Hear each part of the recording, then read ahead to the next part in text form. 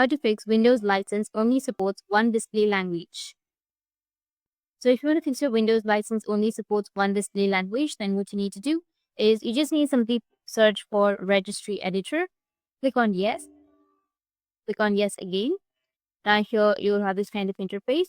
So you just need to simply type in computer and then slash and paste this, which is in the description below. After that, hit the enter and it will take you to the language section. After that, here you need to just remember this data. Now you need to open up your browser.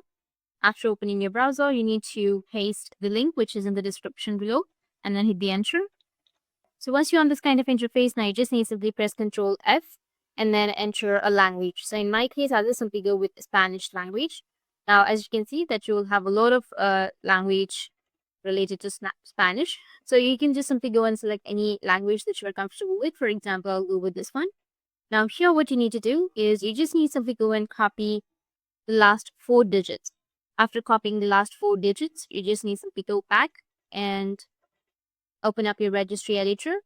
So you need to go with default, right click on it, go with modify, and here you need to enter the value data, paste the value data which we've just copied, and then go with OK. After that, you can go back and restart your device.